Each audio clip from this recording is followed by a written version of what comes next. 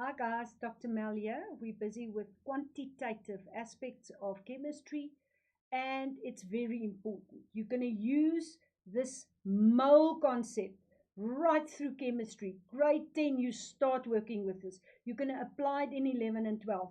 And there's no ways that you can do chemistry at varsity level without knowing the concept mole. So get your pens out, get your periodic table with you, and a piece of paper, because I'm not going to do the work. You have to work so that you really understand what's happening. So, firstly, we did the mole. We've got that covered now.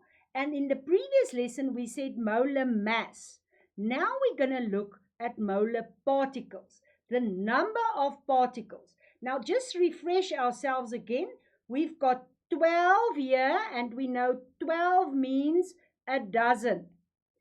When we say the word pair, we actually mean two. And now, if we've got 1 mole, we actually mean 6.02 times 10 to the 23rd. That's the number of eggs, of leaves, of sugar pieces. Can you see there? If I say it's 1 mole, it's exactly that. If I said 1 dozen, it would be exactly 12. If I said 1 pair, it would be exactly 2. So it's just a word grouping a number which makes sense in the industry that you are working with. I've got a picture of a pizza. So this pizza has 6 slices. Can you see? 1, 2, 3, 4, 5. Sorry, this is 6, 7, 8 pieces. So how many pizzas will I have if I've got 60 slices? So let's say I got 6 slices. This one is 8, but it doesn't matter. We can make the relation. So if one pizza gave me 6 slices, now let's just sit still a little bit. If I get 6 slices out of this exact pizza, let's just see how am I going to do it. You will probably divide it in larger pieces. Can you see there? So it's fractions, it's math that you've done. So I've got 6 pieces here. 1, 2, 3, 4, 5, 6. Smaller number, but bigger slices. So it's very nice if I can have a pizza with 6 slices. It's bad if it's 12 slices because then it's less for you. I've got one pizza giving me 6 slices. How many pizzas will I have if I want 60 slices? Now, this is exactly the same that we did with the mass. So, what are you going to do to calculate x? I want to know how many pizzas. So, what do? You multiply the 6 with the 1. So, you don't really have to do that. And you divide it with that 6. And you will probably be thinking I'm insane to do this calculation, because you could have told me to get 60 slices, I would have used 10 pizzas. I'm just showing you the concept, what you can apply to get to that answer. Right, let's move on from pizzas to particles. So what did Avogadro do? He weighed carbon. We already discussed that in a previous lesson. When he got to the weight of 12, he actually counted how many particles is in this 12 gram. So 12 grams of carbon have, can you see that number there? 6.02 times 10 to the 23 atoms. Now, they didn't want to count every time when they work with this, so they grouped that as being 1 mole. And remember, you can write mole like that or like that. So, if I said to you, this is 1 dozen, you would know it is 12. It's not dozens because it's not a nice quantity to work with in chemistry. So we work with 6.02 times 10 to the 23. And what does that number mean? It means 1 mole. So you could get on your information sheet all the information that you need to do calculations. Right. If I have 1 dozen of bottles of milk, how many bottles would you have? Well, 1 dozen means 12. So I would have 12 bottles. Fine. How many bottles in 10 dozen? Well, you know, then it's 10 times 12. 10 times 12 would give me 120. But let's do it with an equation. If I say 1 dozen represents 12, then 10 dozen will represent exactly the same procedure that I followed before. I'm going to multiply 10 with the 12 and I'm going to divide with 1. And can you see how I got to the 120 bottles? I'm going to do that every time because it's an easy way of remembering how to calculate particles. Right. How many particles in 1 mole? Take your periodic table. See if you find the information sheet where Avogadro number is listed. So on your information sheet, you'll see the number 6.02, 10 to the power of 23. So how many particles? 6.02 times 10 to the power of 23 particles in 1 mole. How many particles in 10 mole? Well, if 1 mole had 6 times 0, 2 times 10 to the power of 23, 10 mole will have, you remember what we do? We multiply those with each other. 6.02 times 10 to the 23 times 10 gives me a number of, and remember, divided with that one, it will give me 6.02 times 10 to the 24. And what did they ask me? Particles. Write down whatever they ask you, the words as well, so that it makes sense. Right, so you've got an idea what we're doing when we work with particles. There's also an equation similar to the one that you've done with the mass. Remember in the previous lesson we said the mass is the mass given over the molar mass. Now they're working with particles, so this will be the mole, this will be the given particles, and this will again be the Avogadro number. Can you see that A there? It signifies Avogadro. And this is on your information sheet. So, the number of particles of 1 mole, this is the definition, of any element will be 6.02 times 10 to the 23. If you have a look at your periodic table, you will see hydrogen, lithium, sodium, for instance. 1 mole of sodium will have 6.02 times 10 to the 23. 1 mole of lithium will have 6.02 times 10 to the 23. And 1 mole of hydrogen. Exactly 1 mole measured in your periodic table.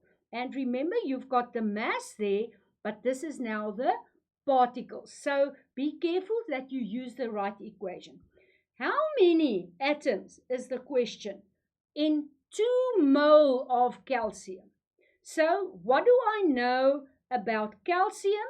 Well, in the periodic table, you'll have calcium there, and you'll have whatever information you need from calcium. But that's not important now because they're asking me particles. So I know 1 mole of calcium will have 6.02 times 10 to the power of 23 atoms, because that's what they're asking me. But 2 mole will have, remember what's our sequence?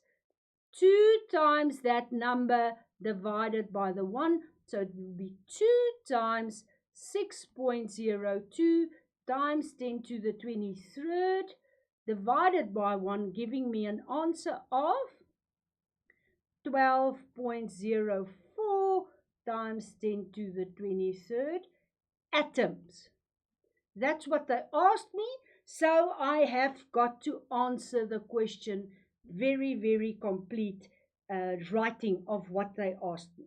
They also in the same question asked me what will be the number or how many atoms in 5 mole phosphorus. So you know 1 mole phosphorus will have 6.02 times 10 to the 23.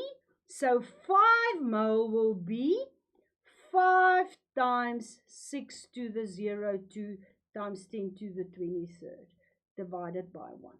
And you'll then get an answer of 30.01 times 10 to the 23. And they asked me atoms. Let me now show you for this exact same question how you can use your equation. The equation is N equals the number of particles and Avogadro.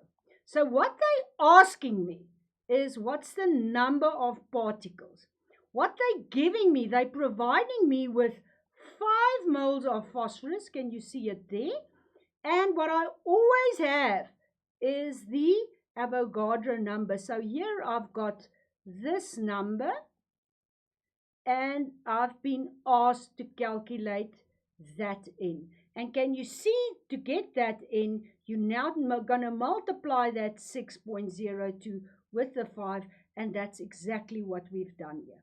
So you can either use the relationship or you can use the equation. In both cases, you get exactly the same answer. Let's go to another question. The question put to me is how many atoms? So they want me to calculate the number of atoms, that's N, of, and then they're giving me mass. So what I know now, I want to get to that value. How many atoms in, and now they give me that value. So I've got 24.3 grams. I also in my periodic table can have a look at the mass of 1 mole. So if you see magnesium there, you'll find at the bottom written down there the value of 24. What does it mean? 1 mole of magnesium weighs 24 grams. Now let's substitute that into our equation. I've got here 24.3. I've got in my periodic table there 24. You then do your division. You do it with your calculator. Worked very, very accurately. And you'll get a value of 1.0125 mole. Remember the unit is the number of mole. Let's simplify that to 1.1 mole. What am I asked? How many particles or atoms? I've got the moles calculated here. Can you see? I'm going to substitute that in there. I've got the Avogadro number, and it's merely a multiplication of those two, giving me a number of 6.09525. If you really want to go into the decimals, 23 atoms. And then you can round your answer to 6.095. Can you see the 5 will remain? Or you can just say it will be 6.1 times 10 to the 23rd. Remember, guys, you will be able to substitute in these two equations now because you know these two equations. A final question. How many atoms? Again, they're asking me the number of particles and they're giving me the mass. So I know I've got 2.4 grams of what? Carbon. Have a look in your periodic table. See at the bottom is written 12. I know then the molar mass of carbon is 12, so it's 2.4 divided by 12, giving me a value of, what do I have? 0. I quickly want to calculate that just to give you the correct number. It is indeed 0.2 mole. Right, 0.2 mole I've got here. I want to calculate the number of atoms over the Avogadro number. Can you see that? And you're now going to find the number of particles. Can you do that calculation? Can you see? It's 0.2 times 6.02 times 10 to the 23rd. And if you now multiply that, you will get an answer of 1.204 times 10 to the 23rd. Careful, go and have a look at the question. How many atoms? So it will be atoms, and which atoms? Of carbon. So I've got a complete answer there. Right. Molar mass and particles. Last example that we're going to do. Let's do one with a lead zincer. So what you've got here is lead. Have a look in your periodic table. What's the mass of lead? And you'll see there at the bottom 207 written down. The lead zincer has a mass of 5. So I'm given the mass, the small m, of 5 grams. I know the large m, the molar mass, is written in my periodic table as 207 grams. They asked me to calculate the number of moles of lead in the zincer. So what do? I say, right, I've got this equation. I'm going to calculate the number of moles in 5 grams. The answer I'm getting is 0.02415 mole. And let's just round that to 0.02 mole of what? Lead. How many lead atoms in the same mass? So I can now substitute those in this equation. I've got 0.02, and I also have Avogadro's number. I'm now going to multiply 0.02 with 6.02 times 10 to the 23rd to give me the number of atoms. That's what they asked of me. And if I now get that number, it will be 0.1454 times 10 to the 23rd atoms of lead. Always write a complete answer so that the person marking your paper can give you all your marks because you really understand. A final example. You've got a sample of 5 mole of zinc. So immediately, guys, take your periodic table. See if you can identify zinc. If you have a look at zinc, you'll see at the bottom 65. So that's the mass of 1 mole. You've got 5 moles. Calculate the mass of zinc. So again, just using that initial equation, I've got 5 moles. I want to calculate the mass, and I've got 65 there. So the mass that I've got in my sample will be 5 times 65, giving me a mass of 325 grams. And if they wanted to know how many particles, again, the equation would have been that one. So be careful, see what they ask of you, complete the correct equation. You have to be able to define a mole with the relative atomic mass. Remember, particles is different to mass. Mass is this equation on your information sheet. Particles is this equation.